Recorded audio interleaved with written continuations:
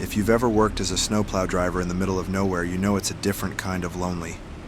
Middle of the night, nothing but the sound of your engine, the wind howling, and the constant scrape of steel against asphalt. You don't see other people, you don't expect to. But that night I wasn't alone. I was clearing Route 19, a long, winding stretch of road cutting through miles of nothing. It had been snowing since before my shift started, and it wasn't stopping anytime soon. Visibility was trash. My high beams barely cut through the wall of white. I had the radio on low, just background noise to keep me from zoning out. Then I saw something. At first, I thought it was a deer, maybe a big piece of debris. It was sticking out of the snow in the middle of the road, and as I got closer, my stomach sank. It wasn't a deer, it was a hand. I hit the brakes hard, the plow grinding to a stop just feet away from whatever the hell I was looking at. My heart was hammering. The hand was pale, fingers stiff and curled, already frozen. The rest of the body was buried under at least a foot of snow. I grabbed the radio. "Dispatch, this is Route 19 Plow Unit. I need immediate assistance. I've got..." And that's when I saw the headlights. In my rearview mirror, out of the swirling snow, two beams of light pierced through. A car. Close. Too close. I hadn't seen anyone on this road all night. No tire tracks except mine. No way in hell should another vehicle be out here. I turned in my seat, expecting to see someone stepping out. Nobody did. The engine was running, no plates, no movement inside, just sitting there, watching. I radioed again, quieter this time. "I've got a vehicle behind me, no driver, no plates, nothing but static." I turned back toward the body. It was still half buried, fingers outstretched like they had been reaching for something when they went down. The snow had settled just enough to make out a dark coat, part of a face, eyes closed, mouth open like their last breath was still frozen in their throat. I heard a noise behind me, not from the car, from the snow. I whipped my head around, scanning the storm, but there was nothing but wind and white. Still, I knew. That feeling. That deep, primal feeling. I was being watched. I left the truck running, stepped out onto the road, boots sinking into the powder. The wind was relentless, ice biting at my face as I edged toward the body. The second I touched them, I knew. They weren't dead. The body twitched. Their lips barely moved. A single word, lost in the storm. "Don't." And then, the passenger door of the car swung open. Nobody inside. I ran. I slammed the plow into gear and gunned it forward, snow flying as I pushed past the body, over it, tires struggling for grip. My rear view mirror filled with those headlights, still there, still following. The road was empty, but I knew they were still out there, watching, waiting. I never saw the body again, never saw the car. But sometimes, when I'm out on Route 19, long past midnight, clearing the road, I still see headlights in the mirror, and I never stop. We weren't supposed to be out that far, not that late in the season, not with that much snow already packed onto the mountain. But we had planned this trip for months, and when we saw the forecast, we told ourselves it wasn't a big deal. Bluebird skies, no fresh powder, avalanche risk was low, so we went. It was just me and Josh, hiking deep in the backcountry, following a route we had scouted in the summer. No trail markers, no other people. Just untouched snow, rolling ridgelines, and the occasional gust of wind whistling through the trees. We had our avalanche beacons, shovels, probes. But, if I'm being honest, we got too comfortable. The sun was already starting to dip when we reached the ridge. The snow beneath us was packed tight, hard like walking on solid ground. We should have turned back then, started heading down before the temperature dropped. But Josh wanted a picture. He stepped a few feet past the edge of the ridge, adjusting his GoPro, leaning forward just slightly. And then I heard the crack, a deep, hollow pop beneath my boots. Then a low rumble. Then nothing. The world just gave out underneath us. I don't remember the fall. Just flashes, Josh shouting my name, tumbling through white, my arms flailing, snow swallowing me whole. A second of silence, then a thud. When I came to, I was half buried. My head was above the snow, but my body was pinned, stuck like a bug in amber. Everything hurt. My breath came out in quick, panicked gasps, steam rising into the freezing air. Josh was next to me, coughing, shaking snow from his jacket. Alive. We had fallen into a ravine. The walls around us were steep, at least 15 feet up, with sheer ice and rock on both sides.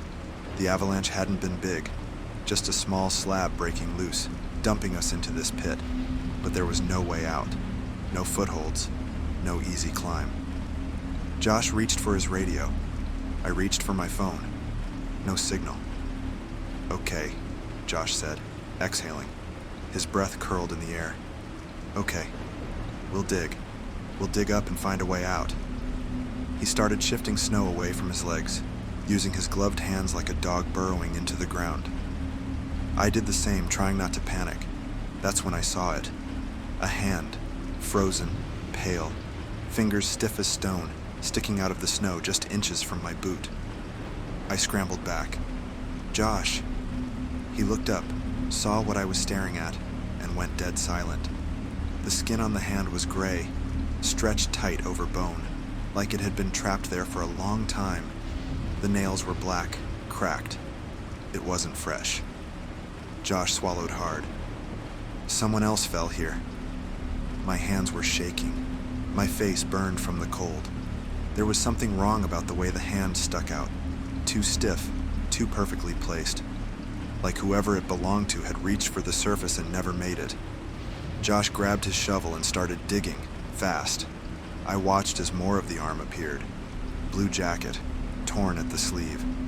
But something in my gut told me to stop. I was about to tell him when I heard it.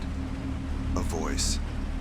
Low, distant, echoing through the ravine. My voice. At first I thought it was just the wind, bouncing off the ice walls, twisting the sound of my own breathing into something else. But then Josh's name whispered through the cold like someone standing right behind me. I spun around. Nothing. Then the whisper came again. Josh stopped digging. His face was pale. "Dude, tell me you heard that." I heard it. It wasn't us.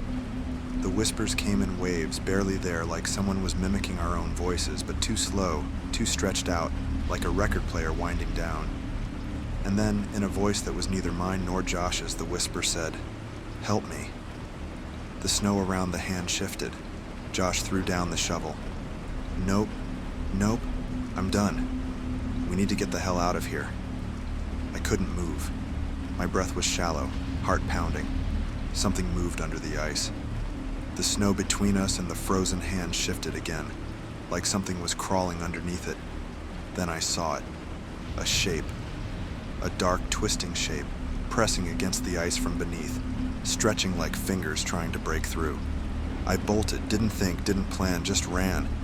Josh was right behind me, scrambling up the icy walls, clawing for anything to hold on to.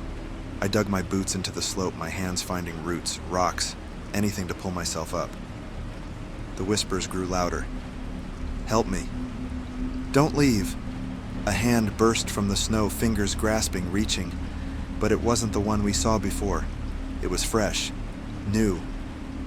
Josh screamed. I kicked at the ice, launched myself over the edge, grabbing the nearest tree branch and yanking myself up onto solid ground. Josh scrambled up beside me, panting, eyes wide. We ran. Didn't stop. Didn't look back. Didn't breathe until we saw our car parked at the trailhead. When we finally turned, the ravine was nothing but an untouched stretch of white. No sign of the avalanche. No sign of the body. No hand. Nothing. Josh didn't speak the entire drive back. I barely slept that night. A week later, I checked the weather reports. There had been a new avalanche in that exact spot, big enough to bury the entire ravine. I don't know what we saw down there. I don't know if we were supposed to find it, but I do know one thing. Sometimes when the wind howls just right outside my window, I still hear my name, whispered back to me, as if it's waiting. I've been riding this mountain since I was 15. I know every run, every hidden powder stash, every shortcut through the trees. I thought I knew everything about this place, but that night, I realized I didn't know shit. We were the last ones up. Me, Matt, Trevor, and Riley. It was a late-season night ride, the kind where the air is thick with cold and the snow glows blue under the floodlights. The mountain was empty except for us, and maybe a few stragglers finishing their runs. We caught the last lift just before close, the kind of dumb luck that makes you feel invincible. I wish we had missed it. The chairs swayed as we climbed, creaking over the frozen cables. Below us, the floodlights dotted the mountain, casting pools of pale yellow onto the empty slopes. The village at the base was already winding down, the lodge windows glowing against the dark. Then, the lift jerked to a stop. Matt, sitting next to me, groaned. Ugh, here we go. Trevor, 2 chairs ahead, laughed. They probably shut it down early on accident. Give it a sec. I adjusted my gloves and sat back. No big deal. Happens all the time. Just some lifty messing with controls, about to get reamed by his manager. But then the lights cut out. The entire mountain went black. Just the wind, the creak of the cables, and us. What the hell? Riley muttered. I pulled my phone from my jacket pocket, but the screen was useless, no signal. A long minute passed, then another. Matt clicked his tongue. Okay, this is officially weird. Trevor twisted in his seat, calling toward us. Yo, think we can climb down? It's not that far. Nope, I shot back. Unless you want to break a leg in the dark. Another minute. And then Riley, sitting on the end, froze. What the? His voice was barely a whisper. He was staring at the nearest lift tower, at the ladder. I followed his gaze, my stomach clenched. Footprints, leading up the rungs of the service ladder, but not back down. A sharp gust of wind hit us, making the chair sway. I couldn't pull my eyes from those prints. Riley whispered, "Do you guys see anyone in the tower?" No one answered, because none of us wanted to look. Trevor finally let out a nervous chuckle. Okay. Someone's just working on it, right? That's a thing, right? Then where the hell is he? Matt shot back. Another gust of wind I swallowed, stomach turning to ice. Okay, seriously, where's the ski patrol? And then we heard it. A thud. Above us. Directly above the lift. The cable shuddered. Riley sucked in a sharp breath. That came from the tower. None of us moved. Another thud. Closer. Something was on the cable, walking toward us. We all pressed back in our seats, gripping the cold metal frame, trying not to breathe too loud. The wind howled through the lift line, but underneath it, I swore I could hear something else. A soft scrape, boots against metal. Trevor whispered, "Dude, what the hell?" The chair ahead of us moved, jerked, hard. Trevor yelped, grabbing the safety bar. That! What was that? Then Matt screamed. I spun. His head was tilted up, staring at something above us, his face pale as snow. I didn't want to look, but I did, and I saw it. A shape crouched on the lift cable, just feet above our chair.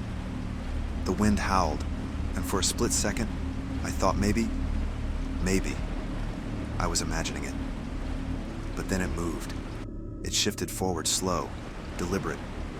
I could make out boots, snow-dusted pants, a heavy coat zipped up to the neck, a ski mask, no goggles, just dark, empty holes where the eyes should have been.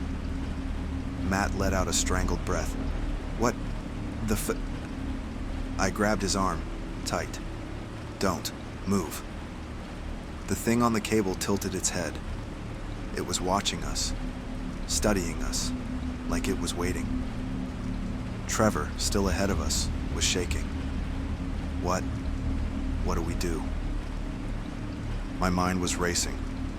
We were stuck 30 feet in the air, nowhere to go, nowhere to run. If it jumped onto our chair, the lift creaked, the thing moved, and then the lights came back on. Floodlights blazed to life across the mountain. The lift cable hummed, kicking back to life. I blinked, spots dancing in my vision. The chair lurched forward. The thing was gone. Not on the cable, not in the tower, nowhere. We all just sat there, stunned, as the lift carried us up the mountain. By the time we reached the top, ski patrol was waiting, confused as hell about why we looked like we'd seen a ghost. They swore the lift had only been down for a few minutes. We didn't argue. We didn't say anything.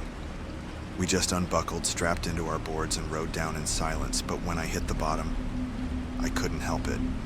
I looked back, up at the tower, and just for a split second, I swore I saw a pair of footprints in the snow, leading away from the base of the ladder. Not up, not down, just away. Like whatever had been up there had stepped off the cable and walked into the trees. I booked the cabin for 2 reasons. 1, I needed to get out of the city. Too many distractions, too much noise, too many excuses not to write. 2, I needed isolation. No Wi-Fi, no cell service. Just me, my laptop, and an untouched blanket of snow-covered wilderness stretching for miles in every direction. It was perfect, at first. The place was small but cozy. 1 bedroom, a wood stove, big windows overlooking the forest. I stocked up on groceries, chopped enough wood to last a week, and settled in. For the first couple of days, everything was normal. I woke up early, made coffee, wrote for hours. At night, I sipped whiskey by the fire, listened to the wind howl through the trees. Then, on the 3rd morning, I noticed the footprints. I had just brewed a fresh pot of coffee, still groggy from sleep when I glanced outside. The snow around the cabin was pristine, untouched. Except for one thing: footprints. A single set of tracks leading up to my window, stopping inches from the glass. No return prints. No signs of anyone leaving. Just a path straight to where I slept. I stared at them for a long time. My brain tried to make sense of it. Maybe they were mine? Maybe I had stepped outside at some point last night and just forgot? I threw on my boots and stepped outside. The air was brutally cold, the kind that burned your lungs. I followed the prints, tracing them backward, expecting to see where they had come from. But they stopped, just ended, a few feet past the window, like whoever had left them had vanished. I tried to shake it off. Maybe the snow had covered the rest of the tracks. Maybe my eyes were playing tricks on me. I went back inside, locked the door. Didn't sleep much that night. Day 4. I woke up exhausted, still thinking about the footprints. I had convinced myself that it was nothing, but when I went outside that morning, they were back. Same pattern. 1 set, straight to the window. No return prints. I felt something I hadn't felt in a long time. A deep, unsettling fear. I checked the locks, twice. Sat at my desk and tried to write. But I couldn't, because every few minutes I'd catch myself looking toward the window. Imagine someone standing there, just watching me.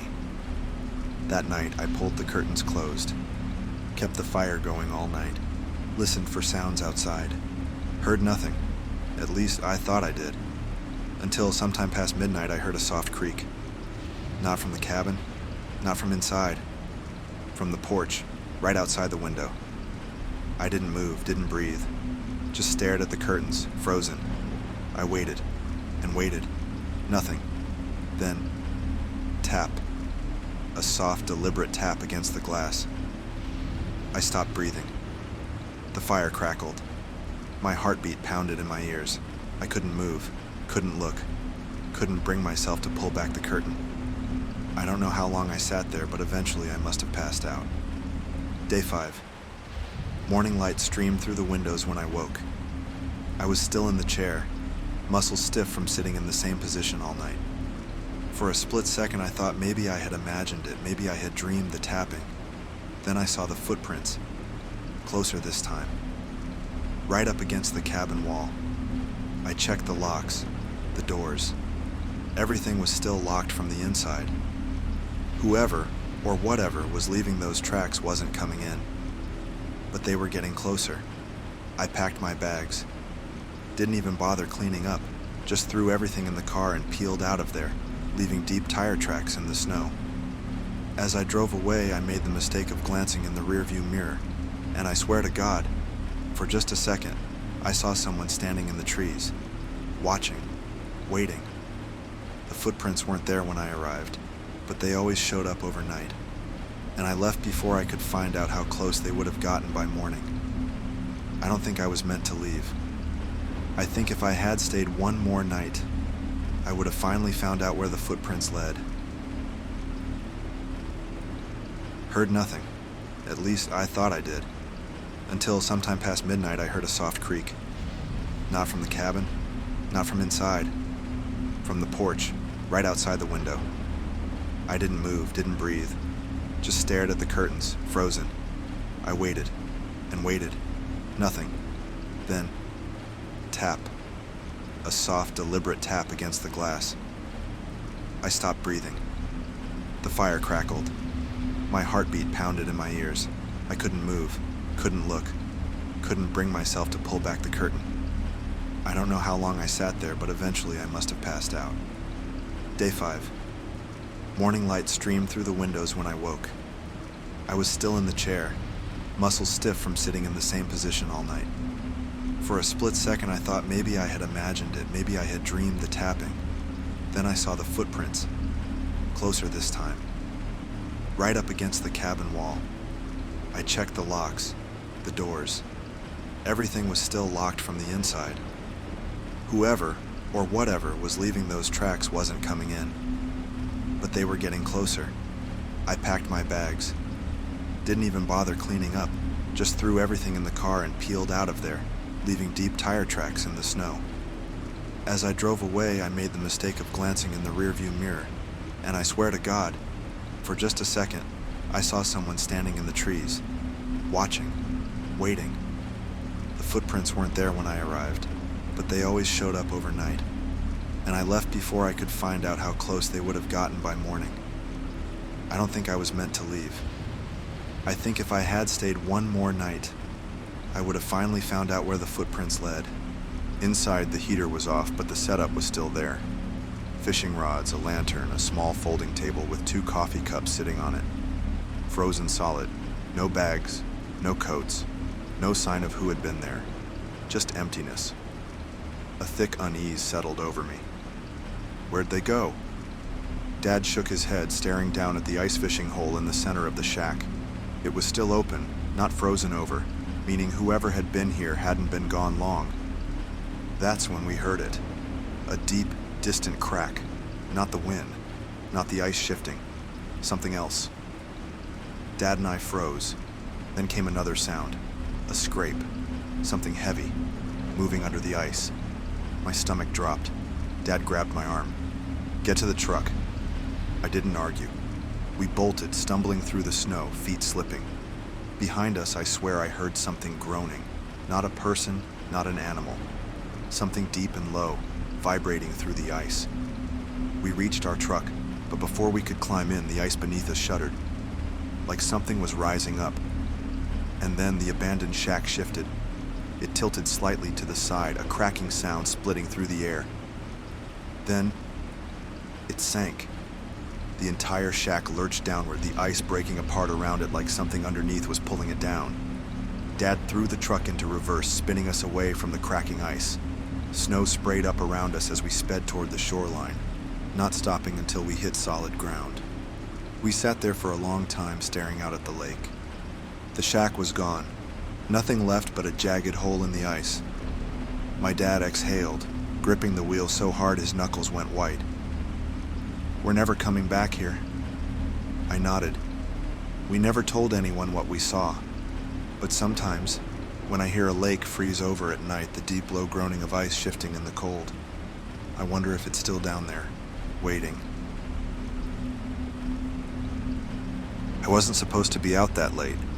I had stayed too long at my buddy's place watching the game, and by the time I left, the snowstorm had turned into a full-on whiteout. The kind of cold that eats through your jacket, the kind of wind that erases tire tracks within minutes. I should have booked a motel. But home wasn't far, just another 40 miles down the highway. and I knew these roads well, so I figured I could make it. I was wrong. The moment I hit the back roads, visibility went to shit. Snow swirled in every direction, my headlights barely cutting through the wall of white. I slowed down to a crawl, gripping the wheel so tight my knuckles ached. Then, out of nowhere, a shape, right in front of me. I slammed the brakes. The car skidded, tires fighting for traction, but the road was solid ice. I veered right, lost control, and crashed straight into a ditch. The impact rattled my bones. The engine sputtered and died. Steam hissed from under the hood. I sat there, heart hammering, my breath fogging up the windshield. Outside, the storm howled. I grabbed my phone. No signal. I cursed under my breath. No way in hell was I getting my car out of there. I needed to find shelter. That's when I saw it. A farmhouse sitting just beyond the trees. A 2-story house with a wraparound porch, the windows glowing a soft yellow against the storm. The kind of place that looked lived in, safe. I pulled my coat tighter and stepped out into the cold. The wind hit me like a wall. My boots sank into knee-deep snow. Every step an effort. The farmhouse wasn't far, maybe 100 yards, but in the storm, it felt like miles. I kept my eyes locked on that warm glow, on the only sign of life in the endless white. When I finally reached the porch, I saw the first problem. There were no footprints. Not on the steps. Not on the porch. Not leading to the front door. Just untouched snow, like nobody had entered or left in a long time. I swallowed hard, teeth chattering. Maybe they just shoveled? Maybe the wind covered the tracks? I told myself anything to justify why my gut was twisting into a tight knot. I knocked. No answer. Another knock. Nothing. I tried the handle. Unlocked. The door swung open silently, revealing a warm, dimly lit interior. And that's when I saw the second problem. The house wasn't empty. Not exactly. The table was set for dinner. 4 chairs, 4 plates, steaming cups of tea still on the table, as if whoever lived here had just stepped away for a moment. A fire crackled in the fireplace. A radio played something soft and old-fashioned in the background. And yet, no one. No voices. No movement. Just that awful, suffocating silence. I hesitated in the doorway. Something was wrong. Deeply, deeply wrong. I should have turned around, should have taken my chances in the snow. But my body was frozen, half from the cold, half from pure, unfiltered dread.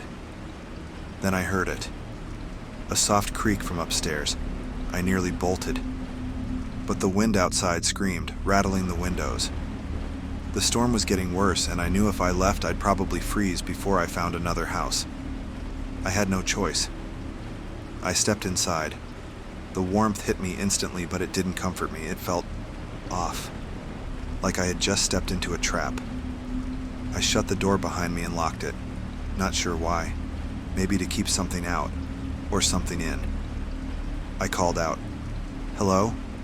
Silence, only the fire crackling, the soft hum of the radio. I forced myself forward past the dinner table toward the stairs. The creak had come from up there. I placed my foot on the first step. Then the radio cut out. The house went silent. A beat of dead air. Then, a whisper. A voice I didn't recognize coming through the speaker in a low, static-filled rasp. "He sees you." I ran, didn't think, didn't stop, just ran. I bolted for the front door, wrenching it open so hard it nearly came off its hinges. The cold slammed into me like a truck, but I didn't care. I plunged into the storm, my legs burning as I waded through the deep snow. The farmhouse stayed warm and glowing behind me, like it was waiting for me to come back. I didn't stop running until I saw headlights cutting through the storm. A snowplow crawling up the road. I screamed and waved. The driver pulled over and I practically collapsed against the door. He rolled down the window, face lined with exhaustion. "What the hell are you doing out here?" I turned, pointing back toward the farmhouse. There's a house back there. I think something's wrong." He frowned, looked past me. Then he shook his head. There's no house out there. My heart stopped. I turned back. The farmhouse was gone. Nothing but an endless stretch of snow. No porch, no lights, no footprints. Just the storm.